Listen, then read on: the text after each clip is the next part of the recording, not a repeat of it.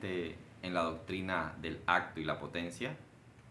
Bueno, vamos a analizar nuevamente un video del canal Adictos a la Filosofía, a ver qué podemos analizar de esta doctrina tan importante en la filosofía.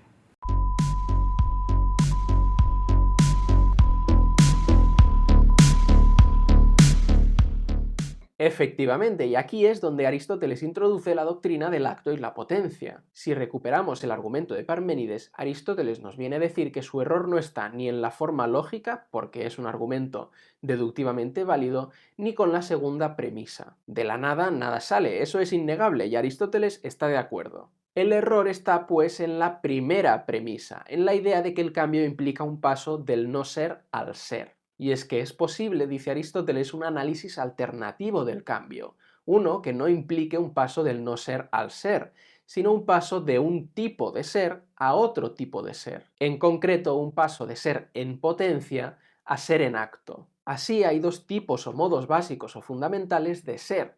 Ser en acto, lo que una cosa es actualmente, efectivamente, aquí y ahora, y ser en potencia, lo que una cosa puede llegar a ser. Por poner un ejemplo que es muy fácil de entender, una semilla en acto es una semilla, pero en potencia es un árbol, porque puede llegar a ser un árbol, tiene esa capacidad en sí. Bien, como podemos distinguir, ya tenemos aquí un análisis de dos tipos de seres. Hay ser en acto y ser en potencia. Son dos seres que coexisten, que tienen existencia propia. ¿Y por qué podemos decir que tienen existencia propia?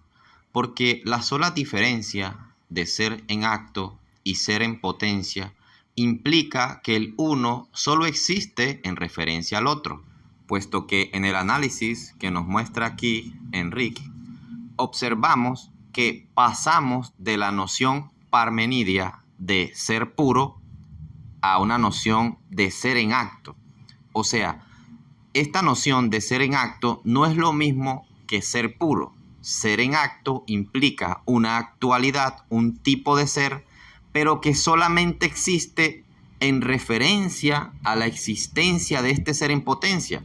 Porque si hacemos el ejercicio mental, el ser en acto solamente aparece en nuestro intelecto cuando automáticamente aparece el ser en potencia.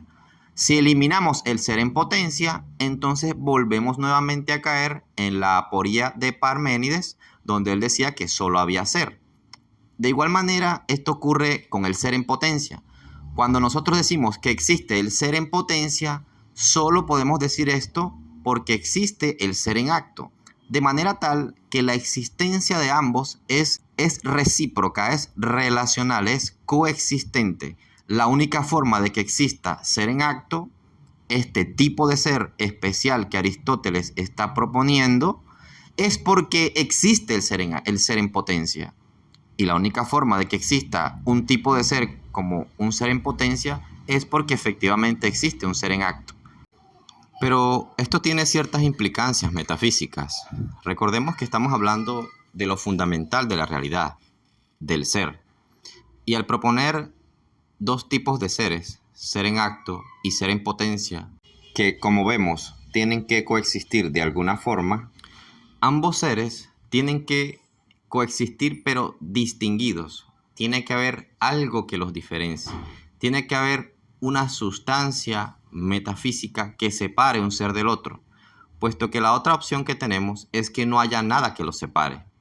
Pero si no hay nada que separe el ser en acto y el ser en potencia, entonces no son dos, sino uno. Esto, como vemos, contradice el mismo análisis. Pero como ya hemos dicho que existe ser en acto y ser en potencia, tenemos que proponer un tercer elemento, una tercera existencia, aquello que separa ontológicamente los dos seres, pero que al mismo tiempo que los separa, también los une, es decir, los relaciona, puesto que hemos visto que uno solo existe en virtud del otro.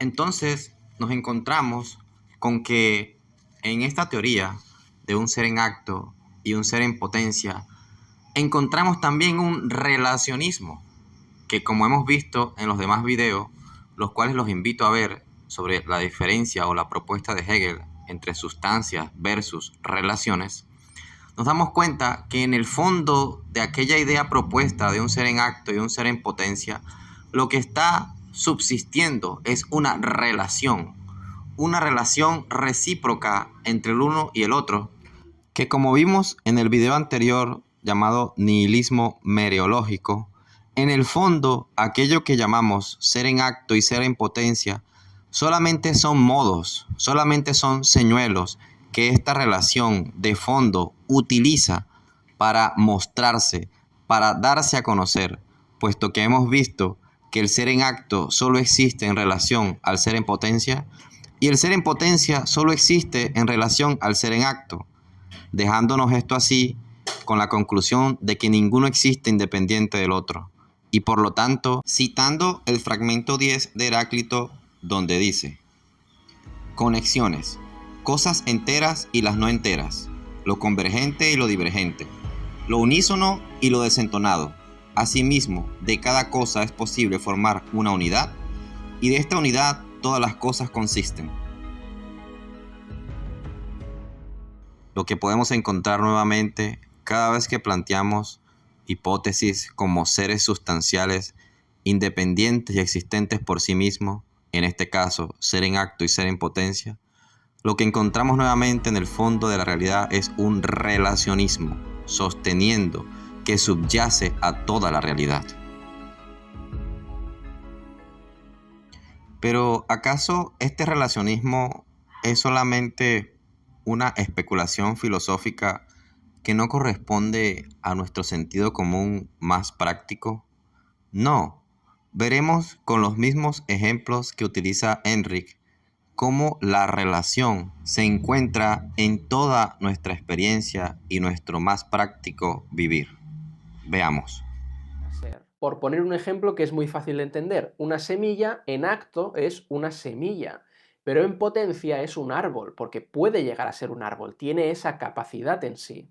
Bien, aquí observamos el clásico ejemplo de la semilla y el árbol. Nos comenta Enric que la semilla sería ser en acto y el árbol ser en potencia. Pero hay un detalle muy importante en este ejemplo. ¿Qué ocurre? Que nosotros, de manera intuitiva, podemos pensar que la semilla es un ser en acto en función de sí mismo. Pero si damos un vistazo un poco más detallado a esto, nos damos cuenta que aquello que yo llamo una semilla, en el fondo solo existe como semilla en virtud de esa potencialidad de árbol. ¿Qué quiero decir con esto? Imaginemos que nunca en nuestra vida hemos visto un árbol. ¿Podríamos saber nosotros acaso qué es una semilla? Imaginemos que nunca hemos visto una semilla transformándose o creciendo o convirtiéndose en un árbol. ¿Podríamos nosotros decirle a eso semilla?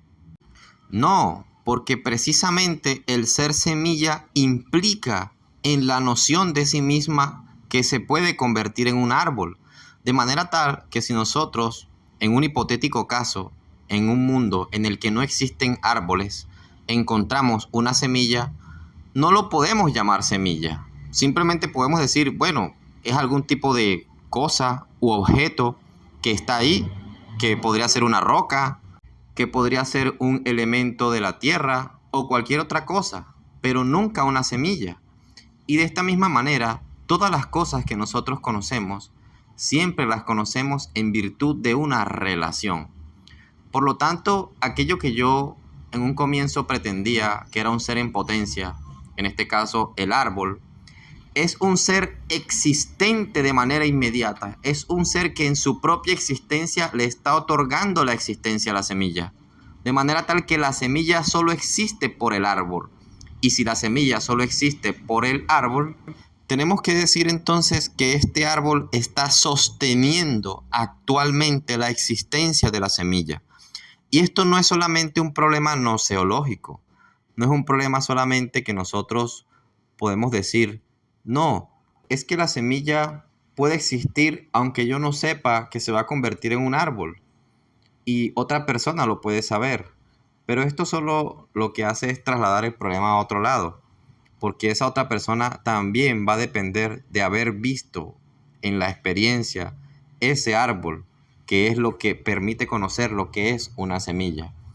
Y así nos damos cuenta que nuestro conocimiento siempre es un conocimiento relacional, que las cosas de nuestra experiencia no son sustancias individuales, sino relaciones recíprocas que incesantemente se niegan y se afirman para conformar toda la realidad.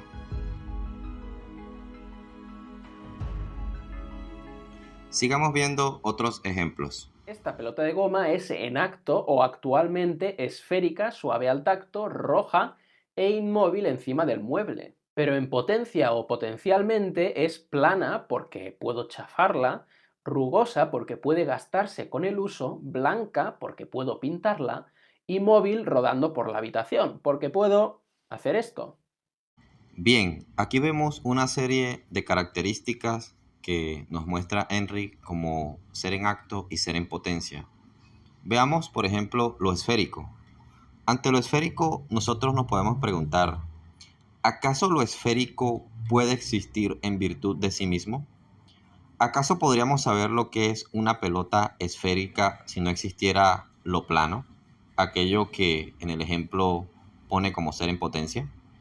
Imaginemos que no existiera ni lo plano, ni lo cuadrado, ni lo rectangular, ni lo cúbico. No podríamos nunca saber qué es lo esférico, puesto que lo esférico solamente aparece como una noción real ante nosotros por su diferencia, en este caso, con lo plano. De igualmente, con la característica de lo suave. ¿Acaso nosotros podríamos saber qué es algo suave si no pensamos en algo rugoso? ¿Acaso podríamos conocer la suavidad de algo si no pudiéramos haber percibido en nuestra experiencia sensorial aquello que es más rugoso y con lo cual comparamos? Y ni hablar de lo móvil y lo inmóvil. ¿Acaso nosotros podríamos distinguir algo inmóvil en un mundo que fuera absolutamente inmóvil? ¿No es acaso lo inmóvil una referencia que nosotros conocemos en relación a aquello móvil o aquello que se mueve?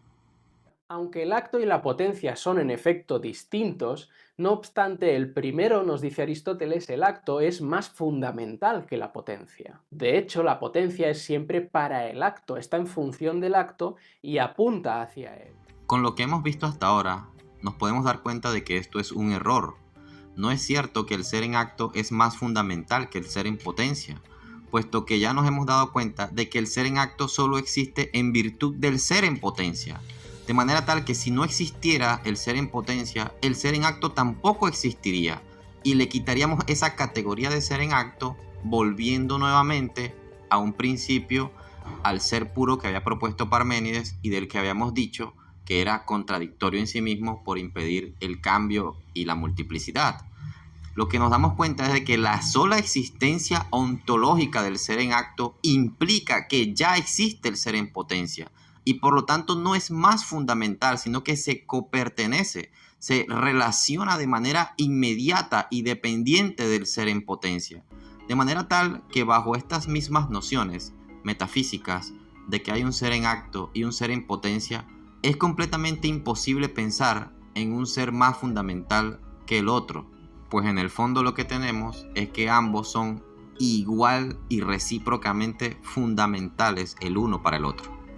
De hecho, la potencia es siempre para el acto, está en función del acto y apunta hacia él. Además, las potencialidades de una cosa se fundamentan, se enraizan en lo que esa cosa es en acto. Es porque un cubito de hielo está hecho de agua que tiene la potencialidad de ser derretido por la acción del sol o de un fuego, por ejemplo. Si hubiera... Precisamente, el cubito que está hecho de agua solamente es posible cuando conocemos esas potencialidades del agua.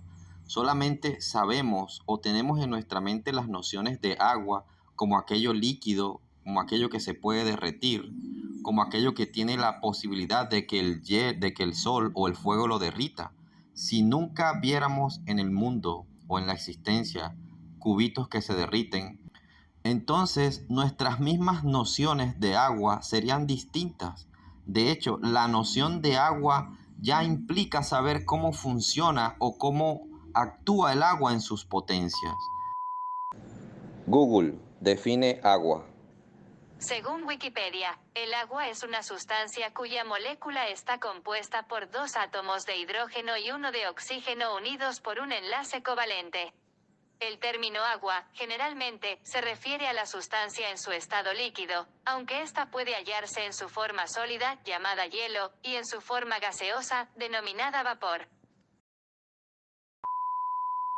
Si hubiera estado hecho de madera, en cambio, no tendría la potencialidad de ser derretido, pero sí la de arder en llamas. El agua, la madera, la carne, el metal, etc., todas estas cosas tienen distintas potencialidades que reflejan lo que cada una de ellas es actualmente, que reflejan rasgos actuales suyos, como por ejemplo su distinta composición química. Efectivamente, esas potencialidades reflejan, pero más que un reflejar, en realidad sostienen ontológicamente esa actualidad. Profundicemos un poco más. Si la potencia depende del acto, si se fundamenta en el acto, esto significa que no puede existir algo que sea pura potencia, sin ser actual de ninguna manera. Lo contrario no es igualmente cierto. En este punto podría en principio haber algo puramente actual, nos dice Aristóteles.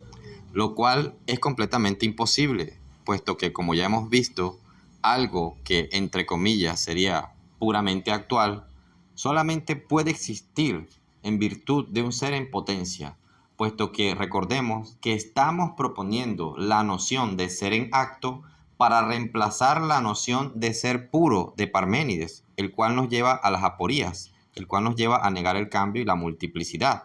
Entonces, algo, entre comillas, puramente actual es completamente imposible, puesto que la misma noción de ser en acto solo existe en virtud, como hemos dicho, de un ser en potencia.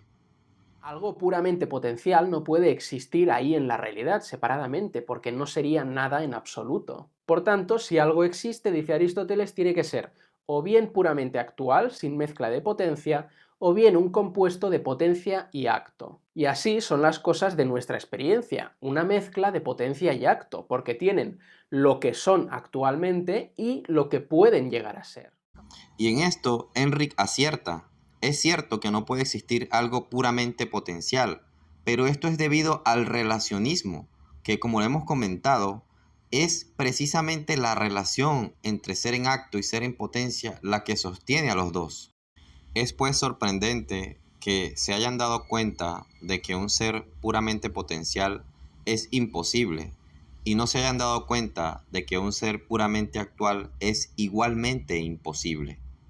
Como vemos, aquel ser en acto o aquella llamada potencialidad ya tiene que estar existiendo actualmente para poder sostener el ser en acto. Y la gran pregunta que surge en todo esto es, ¿en qué forma existe este ser en potencia? ¿Tiene acaso un tipo de existencia virtual? ¿O será que este ser en potencia existe en aquel llamado mundo de las ideas que Aristóteles tanto le criticó a su maestro Platón? ¿O no será más bien que todas estas aporías y contradicciones lo que nos están señalando, en el fondo, es que la realidad más fundamental no consiste ni en ser en acto ni en ser en potencia, sino en la relación?